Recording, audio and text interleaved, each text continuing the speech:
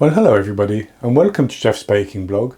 Today I'm going to make Japanese curry with chicken.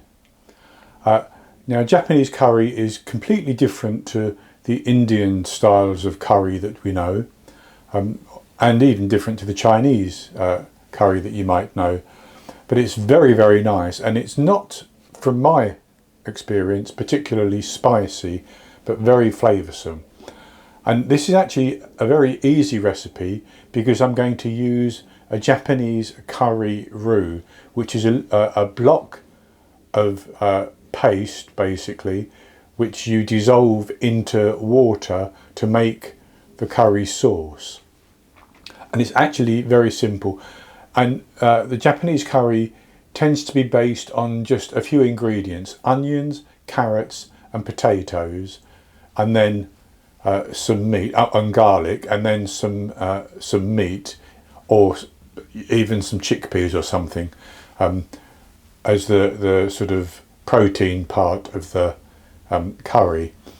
Now, in addition, you can add in a few other little things to just enhance the flavour, and it's a little bit of a sweet curry as well. Very, very popular in Japan these days, by all accounts, and there are several brands of this curry roux that you can buy. The one I have got is from S&B, and it's called Golden Curry, and it's very, very good. So I'll go on to the ingredients, and for the ingredients I will explain. You can adjust these volumes to whatever you want, so although I will tell you how much of the potato, onion, carrot I have, you can vary those if you want to. And I have here 750 grams, which is 1 pound 10 ounces of chicken thigh, which I have cut into pieces. And that's the chicken part. I then have 450 grams, 1 pound, or about 2 onions, which I have chopped into quite thick slices, basically halved and then chopped into slices. I have 650 grams, 1 pound 7 ounces of potato, which I have also chopped into pieces, and I have that standing in water simply so that it doesn't dry out, but I will drain the water off before I use it. And that for me was 2 good sized potatoes. I have here 400 grams, 10 ounces of carrot, and I've chopped that. And the way you do that is you chop it on a diagonal, and then you give the carrot a quarter of a turn and chop it on the diagonal again, and then another quarter turn, so you get these sort of nice shapes to the carrot, basically. I have 2 cloves of garlic, which I have minced quite finely. You can just finely chop it, but I've minced mine. I have 1 tablespoon, 14 grams of butter, which I will use in conjunction with some olive oil to fry off the onions. And then I have my curry roux, which is this here, and it's in 5 pieces. This is 92 grams in weight, and that is enough to mix with 720 millilitres, which is 3 cups of water, and it will become a nice thick curry sauce. And the way you use this is you break it into pieces and you dissolve it in the pan. Once the water is in the pan and it's boiling, you turn the heat off, and then you dissolve these pieces of the curry roux, and then you put the heat back on and cook them. And then the additional ingredients that I mentioned is 1 apple, which I have grated, and mine's gone brown because it's been sitting here, but it doesn't matter because it's there for flavour, basically. I have 15 millilitres, 1 teaspoon of Worcestershire sauce, 15 millilitres, 1 teaspoon of tomato ketchup, and 15 millilitres, 1 teaspoon of honey.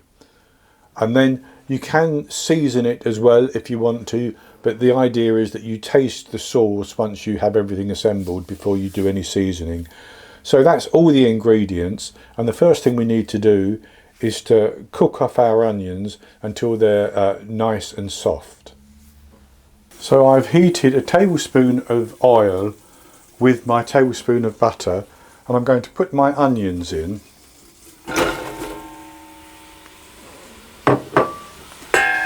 And stir those around, and I'm just going to gently cook those until they have softened and begun to caramelise.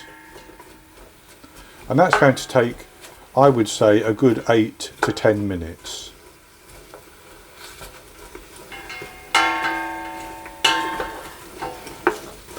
And I'm not going to stir them very much, I'm just stirring them now to break them up.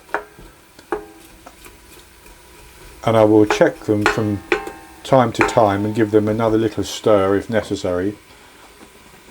But I will leave those to caramelise, but I will leave those to cook down gently for that 8 to 10 minutes.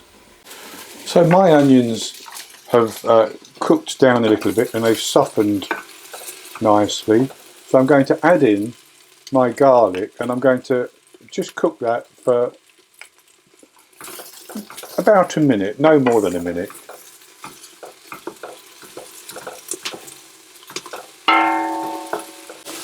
And then I'm going to put in my carrots and my potatoes.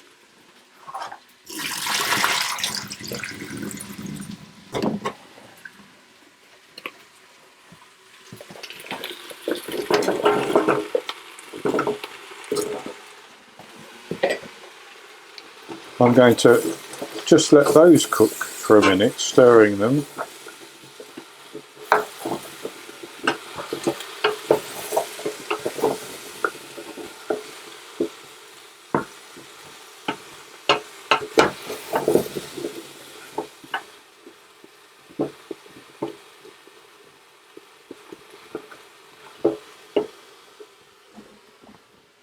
And then the chicken can go in as well.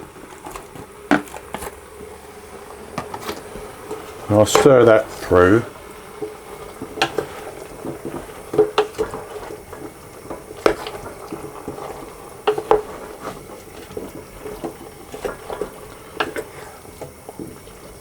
And I ought to say that I'm probably using more meat than the Japanese would use in their curry, but that's my own personal taste. So with that in, I'm going to add the water.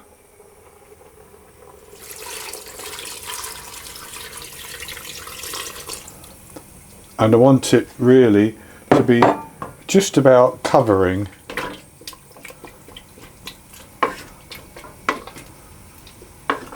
the vegetables. I may add just a little drop more water, I think. But I don't want to add too much. That's enough.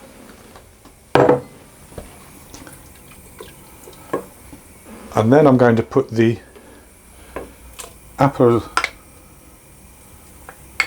in as well, and the Worcester sauce, and the tomato ketchup, and the honey.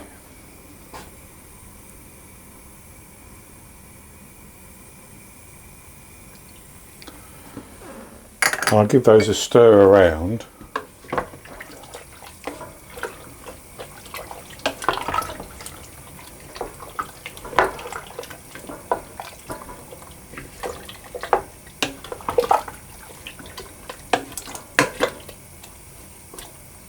And then I'm going to bring that up to a boil.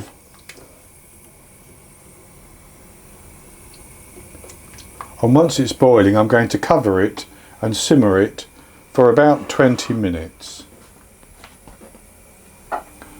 And that will be until the potato and the carrot is cooked through. That will mean that the chicken is cooked as well, basically. So that is just started to boil, and I'm going to turn it down a little bit so that simmered, and I'm going to cover it. Now, as you can see, there's a little bit of scum appearing, which I can scoop off. I'm going to cover that and let it simmer for 20 minutes until the potato and the carrot is cooked. So my potatoes and carrots are now cooked. I've turned the heat off. What I'm going to do is I'm going to put a ladle into the pan, and I'm going to drop in one piece of my roux, and I'm going to mix that around and dissolve it basically. And I'll do the same with the remainder.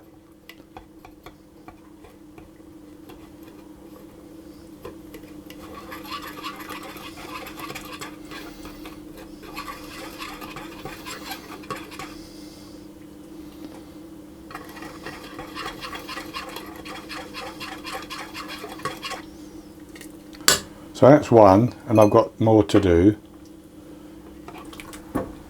And with that dissolved, I'm going to put the heat back on, and I'm simply going to cook that gently for about 5 minutes until it thickens a little bit more.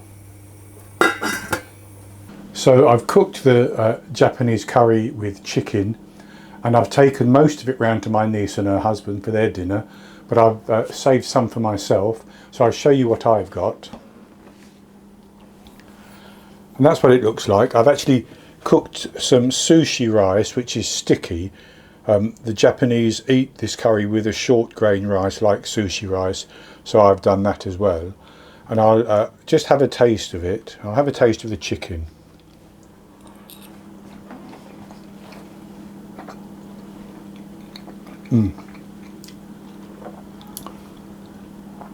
Very, very good. The chicken is nice and tender. The sauce is lovely, the curry sauce. I'll just try it with potato.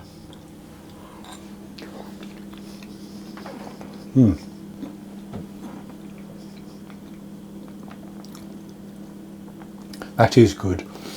It might seem strange to have potato and rice on the same plate, but that's how it seems the Japanese like to eat it, so that's how I've done it.